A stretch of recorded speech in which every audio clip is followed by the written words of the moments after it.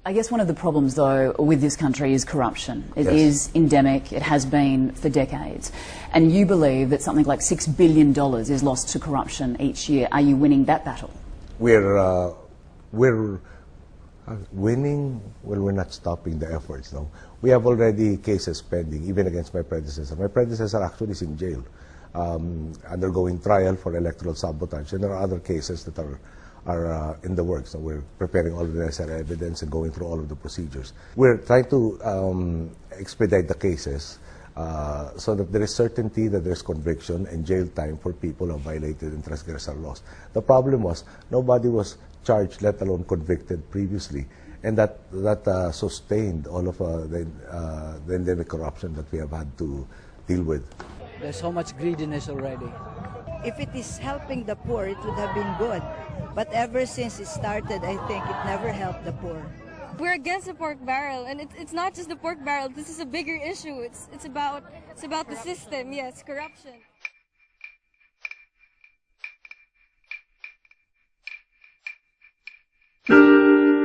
Korupsyon. Sa telebisyon, sa pahayagan, sa radyo. Gasgas na to. Ano ba ang kahulugan ng korupsyon?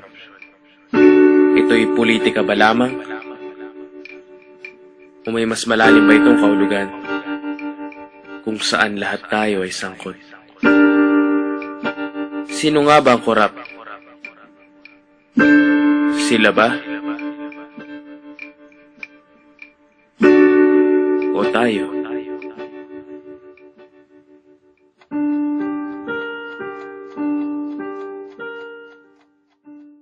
Richest of the rich of the Philippines live here. Forbes Park is a tightly secured ghetto for the wealthy minority.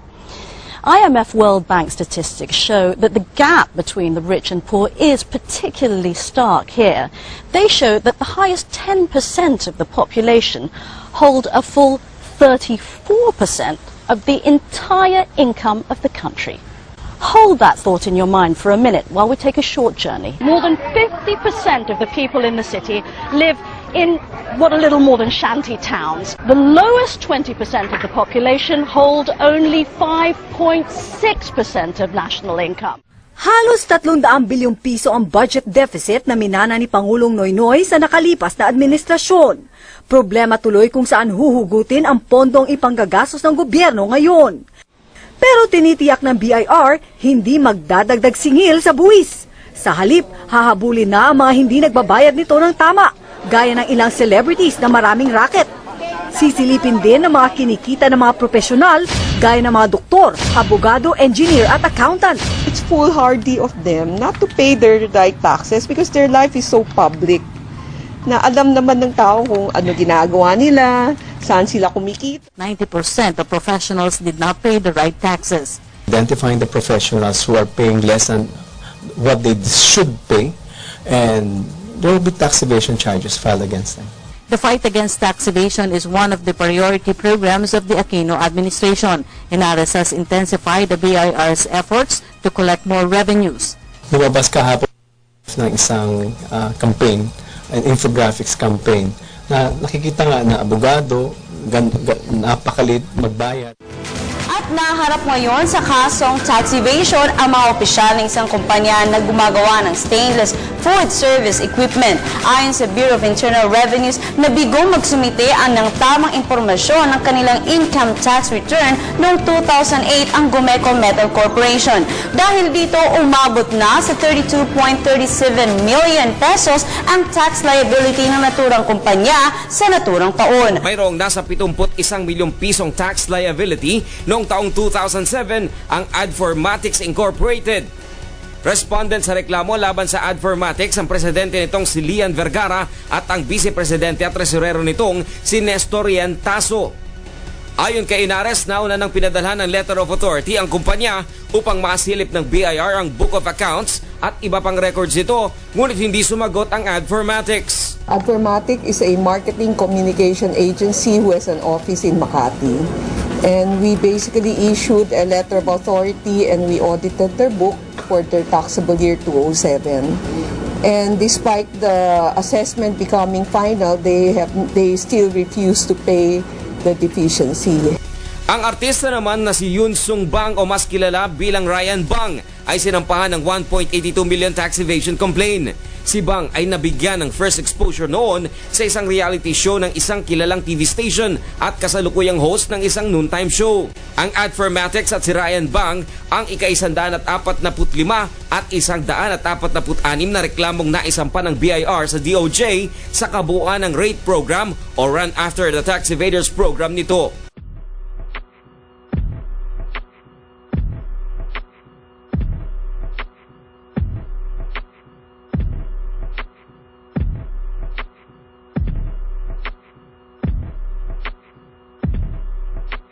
Tucked away in the luscious green hills of the Compostela Valley, this is the largest small-scale mining province in the Philippines. The government of the Philippines is losing out. Gold is going to Hong Kong, Malaysia, and China. But according to the country's law, all gold from small-scale mines should be sold to the Philippines Central Bank. Mahigit 1 milyong pisong halaga ng mga kahoy at makinang pamutol ang nasabat sa anti-illegal logging operation sa Laguna.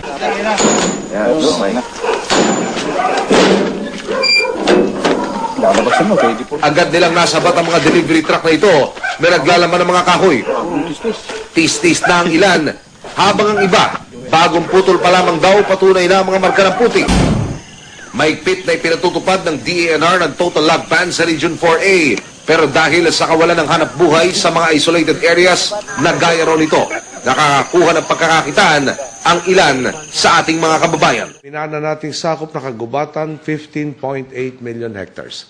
Mahigit kalahati po nito o mahigit 8 milyong hektarya ay nakatiwangwang at paubos na. Ayon po sa DNR, kung aampunin lang natin ang usad pagong na reforestation program na nakarang administrasyon, konti lang naman ang kakailanganin nating mga taon para matapos. Aabutin tayo ng 280 years bago maisaayos sa mga nasirang kagubatan. Kung hindi tayo kikilos para isalba ito, para na rin nating isinuko ang buhay, kabuhayan at kinabukasan ng milyong-milyong Pilipino. Bilang tugon, inilunsad natin ang National Greening Program, ang pinakamalawak na reforestation program sa kasaysayan ng ating bansa.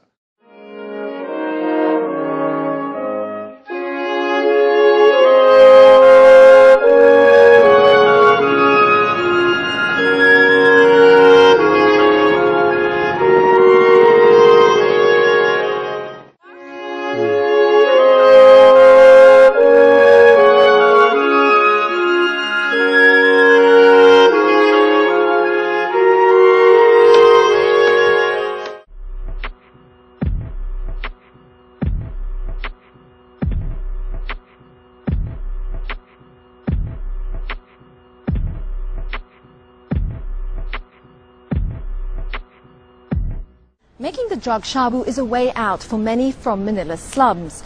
The profits are huge, as is the demand. But for the police, it's a constant struggle to close down the supply. Martin Butler reports on the terrible impact that shabu is having in the Philippines. A deal of shabu costs 150 pesos, about $3. Cheaper than a couple of coffees at Starbucks downtown. Increasingly, it's dominating the economic activity in the nation's slums. The 2,400-ton MV Captain UFUK was intercepted with 15 wooden crates on board. 5 of the crates contained 50 rifles, plus magazines and accessories made in Indonesia. The mere fact that we have seen boxes which have already been unloaded, 15 boxes of these guns which have already been unloaded, and that's complete the definition of importation. That all the guns are intended here for the Philippines. Customs police are now in custody of the guns and the ship. Meanwhile, the South African captain and 13 Georgian crew members will be questioned by immigration officials. They could face possible charges of illegal importation of weapons and violating immigration and customs laws. Fishermen in the seaside villages alerted customs personnel when the ship came into the port of Mariveles without prior notice on Thursday the 20th. Customs Commissioner Morales says some of the guns were loaded onto a yacht hired from a nearby port. Customs intelligence officials say they suspect the carrier vessel is used by an international syndicate of weapons dealers, which supplies guns and ammunition to terrorist, rebel, and criminal groups in Asia and Africa. The Philippines has been battling communist and Muslim separatist rebels for decades. Some local officials are also known to maintain private armies. Every year, an estimated 10,000 operations involving illegally purchased human organs are carried out. That's more than one organ sold every hour. Most of those organs are kidneys. And while nearly 100 countries have taken steps to halt the black market traffic in human organs, there is evidence of a surge in some countries, including the Philippines. Over 450 known cases in 3 towns in Rex's home province of Quezon alone. Some of them haven't been operated on before the ban, others as recently as 3 months ago. They claim to have undergone the procedure in some of the most well-known hospitals in Manila, where doctors allegedly make over $20,000 for every transplant. The government acknowledges the prevalence of the underground organs trade, but says it's been difficult to pin down those involved.